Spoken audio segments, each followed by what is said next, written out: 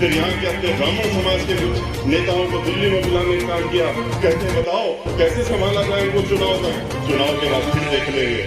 लेकिन उन लोगों ने भी कह दिया कि अब हमारे बस का नहीं रह गया, ब्राह्मण समाज एक तरफा बहुजन समाज पार्टी के साथ चला गया है, अब इनकी तरफ निगाह मत करो, ये तुम्हारे पास आने वाले नहीं है, जो तुमने कुकर्म किए हैं उसको भोगना तो पड़ेगा।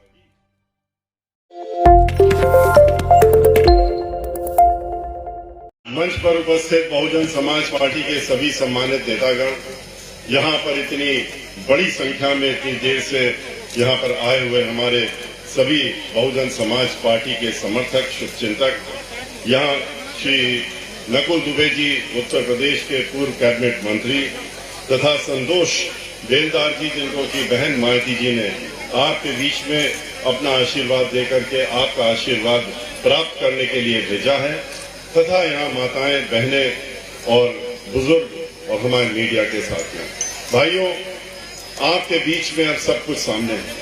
आपके बीच में 2007 से 12 की सरकार बहन मायावती जी की थी, 2012 से और 17 की समाजवादी पार्टी की सरकार, और फिर 2017 से लेकर अभी तक भारतीय जनता पार्टी की सरकार। इसलिए आपको कुछ समझना नहीं, आपको तो खाली इन 3 सरकारों के बारे में जानकारी अपने साथ आपके सामने है, उसी को फिर से समझना है और दोबारा से ध्यान में रखते हुए आपको अपने लोगों के बीच में जाकर के और संतोष जी के लिए वोट मांगना है, बहुजन समाज पार्टी के लिए वोट मांगना है, बहन मायावती जी को 5वीं बार उत्तर प्रदेश का मुख्यमंत्री बनाने के लिए वोट मांगना है और वोट डलवाने का काम करना है। भाइयों, बहन मायावती जी जब 2007 में मुख्यमंत्री बनी थी, याद होगा आपको, उसके पहले समाजवादी पार्टी की सरकार थी, और समाजवादी पार्टी की सरकार तो जब आती है, जब भी उत्तर प्रदेश में आई है, भारतीय जनता पार्टी ने वो सरकार बनवाई थी 2003 में उनकी, कांग्रेस पार्टी ने भी अपना समर्थन दिया था। लेकिन किस तरह से पूरे उत्तर प्रदेश में उत्पात मचा था, सबने देखा। गुंडागर्दी, माफियागर्दी, डकैती, फिरौती, लूटमार, बलात्कार, दंगे, फसाद, हर चीज, क्योंकि समाजवादी पार्टी जान ही इसके लिए जाती है, और वो सभी लोग जानते हैं। 3 से 7 और फिर 12 से 17 में तो वो उत्पात मचाने का काम उन्होंने बहुत ज्यादा कर दिया था, क्योंकि उनको पूर्ण बहुमत की सरकार गलती से उनके हाथ लग गई थी, और इसका उन्होंने जितना नाजायज फायदा उठाया था, एक तरफा खाली अपने कुछ चुनिंदा लोगों के उन्होंने उनके बारे में सोचने का काम किया। जो माफिया थे, ठेकेदार थे, गुंडागर्दी करते थे, उनको ठेके देने का काम किया, उनको कमाई कराने का काम किया, नौकरी में भी घपला कराने का काम किया, सब जन को नौकरी न दे करके और कुछ लोगों को नौकरी में देने का काम किया, जिसके ऊपर सीबीआई इंक्वायरी भी बाद में उस मामले में बैठी थी, सभी को याद। बहन मायावती जी की याद करिए, सर्वजन हिताय सर्वजन सुखाय की सरकार थी। उन्होंने खाली नारा ही नहीं किया था, उन्होंने इसको अमली जामा भी पहनाने का काम किया। हर तरफ खुशहाली थी, भाईचारा था, चाहे वो अल्पसंख्यक समाज के हमारे भाई हो, चाहे वो ब्राह्मण समाज के हमारे भाई हो, दलित समाज के लोग हो, पिछड़ा वर्ग समाज के लोग हो, महिलाएं हो, किसान हो, सबके बारे में उन्होंने सोचने का काम, सबको आगे बढ़ाने का काम, सबको एक साथ लेकर करने चलने का काम, तभी तो विकास कर पाई थी उत्तर प्रदेश का। याद करिए किस तरह से विकास किया था बहन मायावती जी ने। 23 नए जिला उत्तर प्रदेश को बनाए थे, 23 नए जिले, 75 जिले में से 1/3 जिले उत्तर प्रदेश वाले कभी नहीं भूलना चाहिए कि बहन मायावती जी की देन है 1/3 जिले, और उन जिलों का जो बनाने का काम किया तो समग्र विकास, उस जिले का समग्र विकास होता है, और बहन मायावती जी ने समग्र विकास करने का काम किया। इन सभी जिलों में 29,500 डॉक्टर अंबेडकर ग्राम सभा के नाम से जानने वाले, उनका सीसी रोड लगाते हुए और सब चीज करते हुए समग्र विकास करने का काम किया। 29,500 जूनियर हाई स्कूल बनाए, प्राइमरी स्कूल बनाए, 5,500 जूनियर हाई स्कूल पूरे उत्तर प्रदेश में बनाए, 1 दर्जन से ज्यादा यूनिवर्सिटी बनाने का काम किया, मेडिकल कॉलेज बनाने का काम किया, अंतरराष्ट्रीय स्तर की एक नहीं कई यूनिवर्सिटियां बनाने का काम किया। लखनऊ में डॉक्टर शकुंतला मिश्रा के नाम से विकलांग जनों के लिए जो यूनिवर्सिटी बनाई, पूरे विश्व में अपने आप में अकेली यूनिवर्सिटी है, और जो अरबी फारसी की यूनिवर्सिटी बहन मायावती जी ने लखनऊ बनाई और नोएडा में इंटरनेशनल यूनिवर्सिटी बनाई, जहां हमारे दलित समाज के भाई लोग उनके लिए उन्होंने इंतजाम किया कि वो पढ़ करके और आगे की पढ़ाई करने के लिए एक्सचेंज प्रोग्राम में यहाँ से और विदेशों में जब भेजने का काम किया, अपने खर्चे से भेजने का काम किया, वहां से पढ़ा करके फिर वापस लाने का काम किया। बहन मायावती जी ने चौतरफा विकास करते हुए 6,500 मेगावाट बिजली का उत्पादन उत्तर प्रदेश में होता, अंधेरे में डूबा रहता था उत्तर प्रदेश। बहन मायावती जी ने उसको 6,500 से और बढ़ा करके 13,500 मेगावाट नए कारखाने लगा करके उत्तर प्रदेश को करने, कानून द्वारा कानून का राज स्थापित किया। महिलाएं सुरक्षित रहती थी, सभी लोग सुरक्षित थे। कानून द्वारा कानून राज करने के लिए उन्होंने अपनों को भी नहीं बख्शा, अपने खुद के भी मेंबर ऑफ पार्लियामेंट को, जिसको कि अभी 15 दिन पुरानी उत्तर प्रदेश की सरकार हुई थी, लेकिन बहन मायावती जी ने, चूंकि उसने अपने हाथ में कानून लिया था, उन्होंने गरीबों को झोपड़ियों पे बुलडोजर चलाने का, जमीन कब्जा करने की नियत से करने का काम किया था। बहन मायावती जी ने अपने बंगले में बुलाया था लखनऊ में, और वहीं से बुला करके हथकड़ी लगा करके पूरे 5 साल तक रखने का काम किया था। और ये सबको संदेशा दे दिया था कि हमारी निगाह में अपराधी अपराधी है, यहाँ कोई अपना पराया नहीं। भारतीय जनता पार्टी में तो अपना पराया होता है, समाजवादी पार्टी में भी अपना पराया। अरे आपने अपने हैं, अपराधी है तो क्या हुआ, ये हमको चंदा देते हैं, हमारे लिए काम करते हैं, इनको 100 खून माफ है, इस तरह से काम करते हैं। आपने देखा कि भारतीय जनता पार्टी ने सबको धोखे में रखा, नौजवानों को धोखे में रखा। जैसा कि अभी हमारे पूर्व वक्ता बता रहे, उनसे कहा 2 करोड़ नौकरी देंगे, क्या दिया? झुंझुना भी नहीं पकड़ाया, उनको एक नौकरी नहीं दी, सारी नौकरियां छीनने का काम कर लिया। जहां जहां सरकारी उपक्रम थे, जहां नौकरी मिल सकती थी, उनको बेचने का काम कर दिया निजी हाथों में। उन जहां पर लाखों की संख्या में नौकरी आती है, उन संस्थानों को ही खत्म करने का काम कर दिया, ठेकेदारी में देने का काम कर दिया। चाहे जल निगम हो, चाहे जल संस्थान हो, चाहे PWD हो, इरिगेशन डिपार्टमेंट हो, और चाहे जितने भी सार्वजनिक उपक्रम है, उनको या तो बेच दिया और या तो उनको ठेकेदारों को दे दिया कि तुम लोग ठेके से काम कराओ। उसका नतीजा क्या हुआ?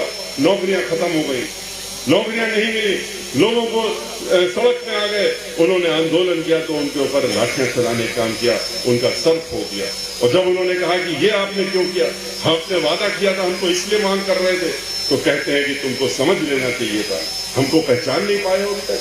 हमने 15 लाख का भी तो वादा किया था कि हर एक के खाते में जाएगा, क्या गया किसी के खाते में? अगर नहीं गया तो तुमको ये भी समझ लेना चाहिए था कि ये जुमला है, और तुमको हम सलाह देते हैं कि तुम ये कर सकते हो कि तुम जाओ और पकौड़ा बेचने का काम करो, क्योंकि तुम पढ़े लिखे हो, तुम अच्छा पकौड़ा बेचोगे। ये नौजवानों को, उन्होंने पढ़े लिखे नौजवानों को सलाह देने का काम किया। और इतना ही नहीं, जो अध्यापक लोग थे, वित्त विहीन कॉलेज, 20 लाख लोग ऐसे हैं जो वित्त विहीन कॉलेजों में पढ़ाने का काम करते हैं, उनको भी इसी तरह का वादा किया।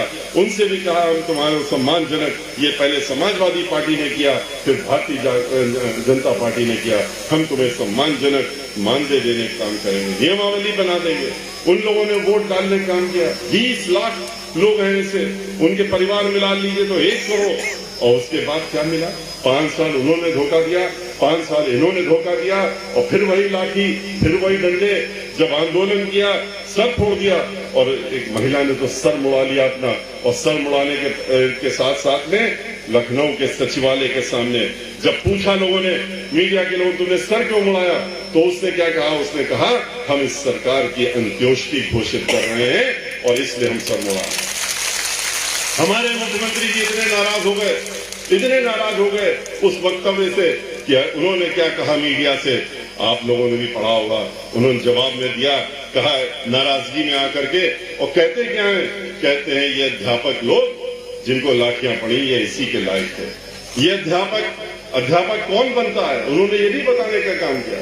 बोले इस जन्म में अध्यापक वो बन रहा है जिसने पिछले जन्म में बड़े कुकर्म किए, बड़े पाप किए, उसको इस जन्म में अध्यापक बनना पड़ता है। और अध्यापक बनने के बाद उसको ये, उसके साथ में तो ये दशा होनी ही चाहिए। तो इस तरीके से सोच रखने वाले, ऐसी सोच उनके लिए जो कि हमको पढ़ाने का काम करते हैं, हम लोगों के गुरुजन होते हैं, उनके बारे में ऐसी सोच कोई और नहीं रख सकता। उत्तर प्रदेश के मुख्यमंत्री खाली रख सकते हैं, जिन्होंने ऐसा दृश्य भी हम लोगों को दिखाया जो कोई नहीं भूल सकता। याद करिए हाथरस में महिलाओं से तो कहा था कि हम सुरक्षा देंगे, हमको वोट दे दो, वोट ले लिया। उसके बाद क्या किया? कोई भूल सकता है हाथरस का कांड? जिस तरह से दलित समाज की एक बेटी हम लोगों की, उसके साथ में पहले बलात्कार होता है और बलात्कार होने के बाद जब उसकी मृत्यु हो जाती है तो उसकी माँ, घर वाले रोते रहे, चीखते रहे कि हमको उसका मृत्यु शरीर दे दो, अंतिम संस्कार कर लेने दो, लेकिन नहीं, वो भी नहीं देने दिया, उसको देखने भी नहीं दिया। और क्यों नहीं? क्योंकि वहां कहते हैं कि जो लोग अपराधी हैं वो हमारे अपने हैं। जैसे समाजवादी पार्टी के कुछ लोग अपने होते हैं, इनके भी अपने हैं, कहते हैं वो हमारे अपने हैं, उनको बचाना हमारा दायित्व है। खुद बैठ के टेलीविजन के सामने, कंप्यूटर के सामने माननीय मुख्यमंत्री जी सबने अखबारों में, टीवी में वो तस्वीर भी अपनी छपवाई उन्होंने और जिला अधिकारी से कहा कि हम देख रहे हैं, और उसको निर्देश दिया कि जाओ और इसकी मृत्यु शरीर मत देने देना। और फिर क्या हुआ? फिर तो सबने देखा कितना घृणित कार्य हुआ। रात के 2:30 बजे ले जाकर के खेतों में मिट्टी का तेल डाल करके और जिलाधिकारी के निर्देशों में एक कांस्टेबल ने आग लगाने का काम किया, जलाने का काम किया। ये हमारी सरकार है। ये कहते हैं हम सुरक्षा देंगे। क्या सुरक्षा देंगे? 16.5 साल की लड़की खुशी दुबे, ब्राह्मण समाज की 16.5 साल की लड़की, उसकी शादी होती है, एक दिन पहले शादी होती है, उसके तो हाथों की मेहंदी भी नहीं सूखी थी और उसके पति को भी मार दिया, औरों को मार दिया और उसके बाद उसको भी उठा ले गए। उसका क्या दोष था? अभी तक नहीं बता पाए क्या दोष है, लेकिन उसको जेल में बंद कर रखा है। उसके साथ में घर में काम करने वाली जो महिला थी, दोनों, उनको भी ले गए। 6 साल की लड़की, 3 साल का लड़का, उसको भी ले गए और आज भी जेल में रखे हुए 20-20 महीने हो गए। क्यों? क्योंकि उनको लगता है कि ये ब्राह्मण समाज को सबक सिखाने का एक मौका और मिल गया। आपको मालूम है, आपके मुख्यमंत्री जी ब्राह्मण समाज, दलित समाज का नाम सुनते ही एकदम से उनका चेहरा लाल हो जाता है। आप लोगों ने भी देखा होगा किस तरीके से अल्पसंख्यक समाज का नाम लेने की जगह उनको तो खाली धमकाने का काम करते हैं। कहते हैं बुलडोजर भेज देंगे, तैयार रहो, हम आ रहे हैं। और ब्राह्मण समाज से क्या कहते हैं कि अभी तो 500 लोग की हत्या हुई है और महत्वपूर्ण लोगों की हत्या हुई पूरे उत्तर प्रदेश में। 500 से ज्यादा, 100 से ज्यादा ब्राह्मण समाज का इनकाउंटर हुआ है। अभी आगे आप देखो क्या होता है। दोबारा हमारी सरकार बनने दो और ब्राह्मण समाज के लोगों को ऐसा सबक सिखाएंगे कि दलित समाज की तरह ये सहन करके बैठना इनको मजबूरी होगी, उनको भी बैठना पड़ेगा और ब्राह्मण समाज के लोगों को भी बैठना पड़ेगा। अल्पसंख्यक समाज की तरह इनको तीनों को एक साथ बैठना पड़ेगा। वो भूल जाते हैं, लेकिन वो भूल जाते हैं कि ब्राह्मण समाज जो है, ब्राह्मण समाज जो जनेऊधारी ब्राह्मण समाज है, वो इतना सरलता से बैठने वाला नहीं है, न दबने वाला, न डरने वाला है। वो 14% तो सरकारी आंकड़ों के हिसाब से है और 14% सरकारी आंकड़ों के हिसाब से 25 करोड़ में हिसाब लगा लीजिए। 4 से 5 करोड़ के ऊपर है ब्राह्मण समाज उत्तर प्रदेश में। ये 500-100 नहीं है जिनका इनकाउंटर कर दिया, मरवा दिया तुमने। तो बाकी लोग अभी एक को करोगे 10 खड़े होंगे विरोध में, 10 को करोगे। आज पूरा प्रदेश खड़ा हो गया है, प्रदेश का हर ब्राह्मण समाज खड़ा हुआ है। परेशानी होने लगी, अंत में खुद ही मीटिंग करने लगे, दिल्ली में जाकर के बैठक कर रहे हैं, वहां बड़े बड़े नेता बैठक कर रहे हैं। फिर यहाँ के अपने ब्राह्मण समाज के कुछ नेताओं को दिल्ली में बुलाने का काम किया। कहते हैं बताओ कैसे संभाला जाए इनको चुनाव तक, चुनाव के बाद फिर देख लेंगे। लेकिन उन लोगों ने भी कह दिया कि अब हमारे बस का नहीं रह गया, ब्राह्मण समाज एक तरफा बहुजन समाज पार्टी के साथ चला गया है, अब इनकी तरफ निगाह मत करो, ये तुम्हारे पास आने वाले नहीं है। जो तुमने कुकर्म किए हैं उसको भोगना तो पड़ेगा ही और भोग करके ही आगे बढ़ना पड़ेगा तुम्हें। तो इसलिए ये मैं आपसे कहना चाहता हूं, इन चीजों को आपको ध्यान में रखना